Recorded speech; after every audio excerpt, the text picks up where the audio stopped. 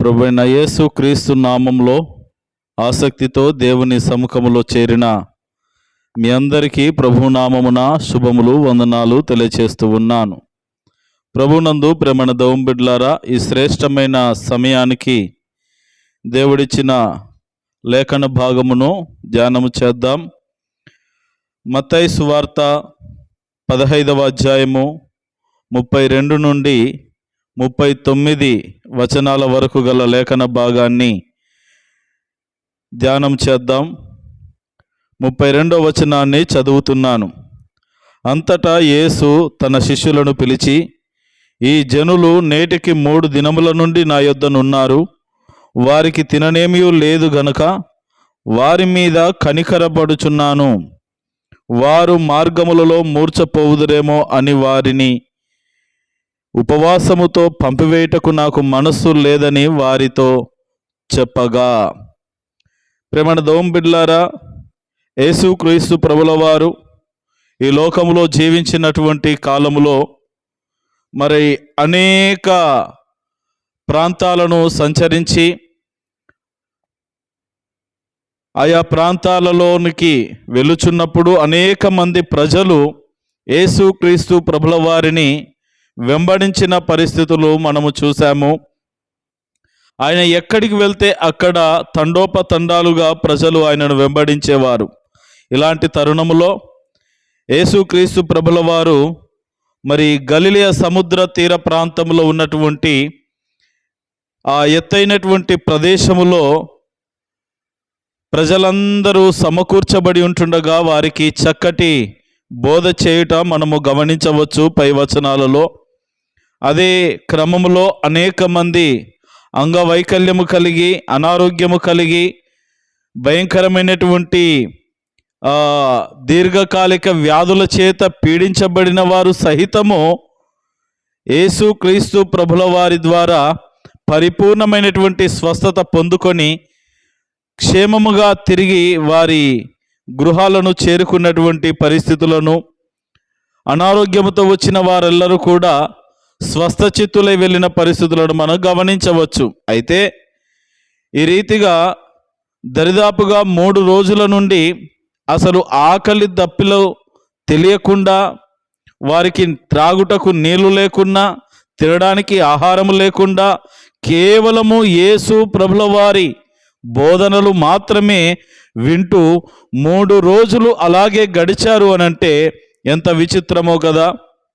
ఈ రోజుల్లో మనము పెట్టుకునేటటువంటి కూటాలలో కావచ్చు, పెద్ద పెద్ద కార్యక్రమాలు, సంఘ వార్షికోత్సవాలు, లేకపోతే ఉపవాస కూడికలు, ఎలాంటి ప్రోగ్రామ్ అయినా సరే క్రైస్తవ సంఘాలలో సంఘాల ద్వారా నిర్వహించబడుచున్నటువంటి కార్యక్రమాలు ఏవైతేనేమి జ్ఞాపకం చేసుకున్నట్లయితే అన్నిటికీ సమయం ఇస్తాం, గొప్ప గొప్ప పాటలు పాడతాం, వాయిద్యాలు వాయిస్తాం, వేల డబ్బులు ఖర్చు పెట్టి అన్నిటికీ సమయం ఇస్తాము. కానీ వాక్యము వినే సమయం వచ్చేసరికి చాలా తక్కువగా చేసి త్వరగా ముగించుమని దైవ సేవకులను కోరుతూ ఉంటాం. అన్నిటికీ ఇచ్చినటువంటి ప్రాధాన్యత దేవుని మాటకు, దేవుని వాక్యానికి రోజున ఇవ్వలేకపోతా ఉన్నాం. అందుకే కొన్నిసార్లు మన అవసరతలు కూడా తీర్చబడలేవనేటువంటి ఆత్మీయ సత్యాన్ని కూడా ఈ రోజున మనము గుర్తించాలి. అయితే ప్రేమణ దౌంబిడ్లారా, ఇక్కడ ఉన్నటువంటి ప్రజలు 3 రోజుల నుండి ఏమీ తినకుండా, త్రాగకుండా, అప్పటికే వాళ్ళు కొన్ని వస్తువులు తెచ్చుకొని ఉంటారు, పదార్థములు తెచ్చుకొని ఉంటారు, అవి అయిపోయాయి. అయితే యేసు ప్రభుల వారి ఆ ప్రబోధనలు వింటూ ఆ యొక్క ఆకలి దప్పులు అనేటువంటి వారు మరచిపోయి సంతోషముతో వింటూ ఉన్నటువంటి పరిస్థితులు మనం చూస్తూ ఉన్నాం.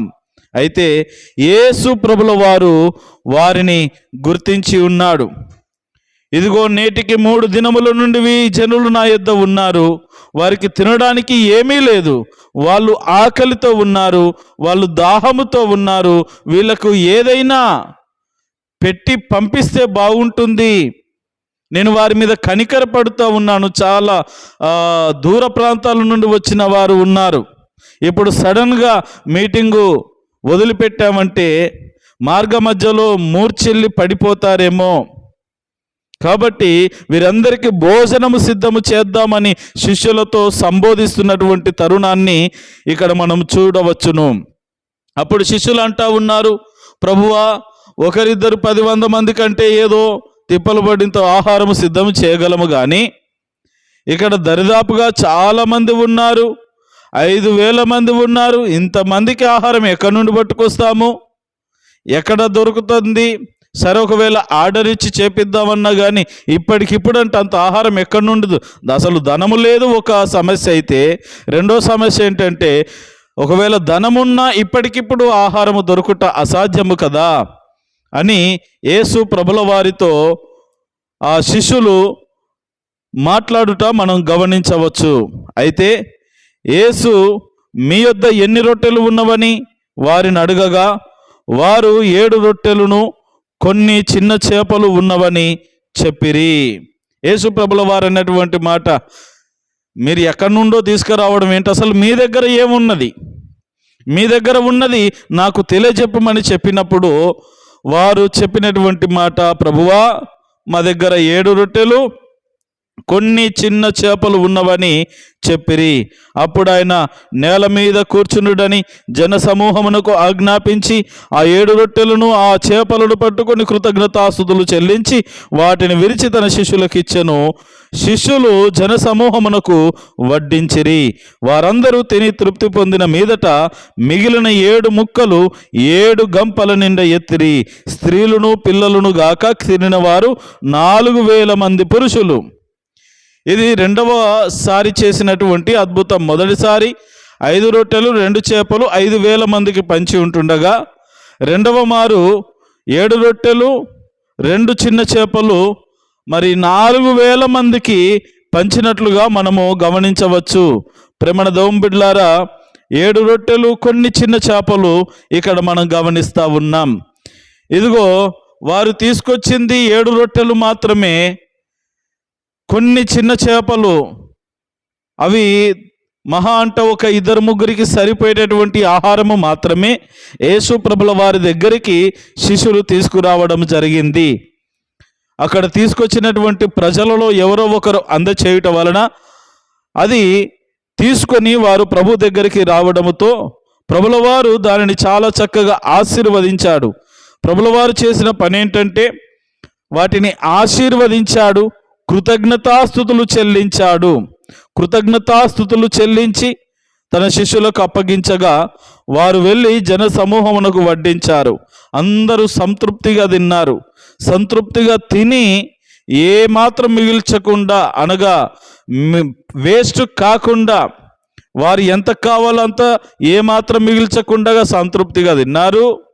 వేస్టేజ్ ఎక్కడ కూడా లేకుండా, అక్కడక్కడ పడిపోయిన వాటన్నిటిని కూడా, అక్కడక్కడ మిగిలిన వాటిని కూడా పోగు చేసినప్పుడు 7 గంపల నిండా 7 రొట్టె ముక్కలను మరియు చేప ముక్కలు మరి ఎత్తినట్లుగా మనం చూస్తూ ఉన్నాం.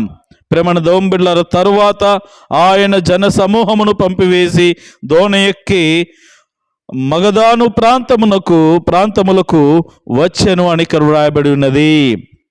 ప్రేమణ దేవుని బిడ్డలారా, జ్ఞాపకం చేసుకుందాం. ఈ రోజున మనము యేసయ్య గురించి నేర్చుకునేటటువంటి ప్రాముఖ్యమైన విషయం ఏంటి అనంటే, యేసు ప్రభుల వారు నీ ఆకలి తీర్చేవాడని నువ్వు గుర్తించాలి.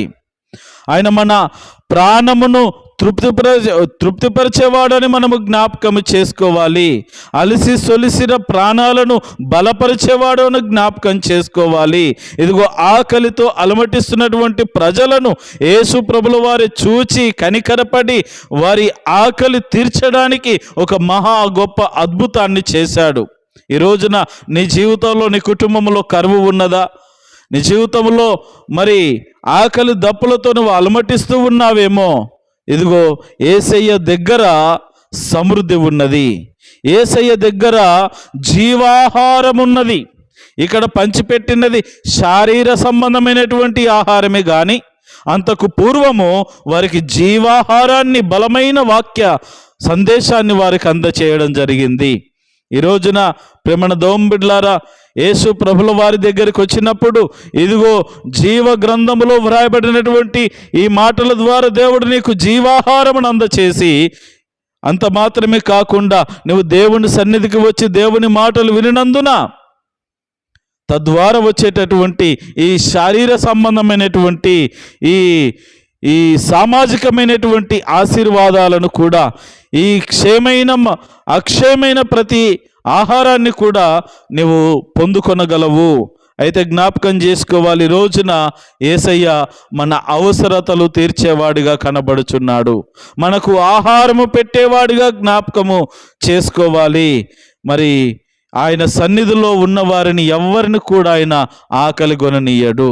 ముఖ్యంగా మన కీర్తన గ్రంథంలో చూస్తాం, సింహపు పిల్లలు ఆకలిగొని అలమటిస్తాయేమో కానీ తనను యందు భయభక్తులు గలవారు ఏమాత్రము కూడా ఆకలి కొనరు అని వాక్యం సెలవిస్తూ ఉన్నది. కీర్తనకారుడు దావీదు రాస్తా ఉన్నాడు. జ్ఞాపకం చేసుకోవాలి, మన దేవుడు నమ్మదగినవాడు, నీ ఆకలి దప్పులను తీర్చగలిగినవాడు, నీ అవసరతలను గుర్తెరిగినవాడు, నీకు సహాయము చేయగలిగినవాడు, నీకు స్వస్థతనిచ్చువాడు, నిన్ను పోషించువాడు, నీకు క్షేమము దయచేయువాడు. అట్టి దేవుని మీరందరూ కూడా నమ్మకముగా వెంబడించి తన యందు భయభక్తులు కలిగి విశ్వాసము కలిగి దేవుడిచ్చిన రక్షణను, దేవుడిచ్చిన పరిపూర్ణమైనటువంటి ఆశీర్వాదముల మధ్యలో మీరు బ్రతుకుచు ఈ క్రైస్తవ జీవితాన్ని నమ్మకంగా ప్రభు కొరకు కొనసాగించాలని ప్రభు పేరిట మనవి చేస్తూ ఈ నా మాటలు ముగిస్తూ ఉన్నాను. దేవుడు మిమ్మల్ని అందరినీ దీవించునుగాక. ఆమేన్.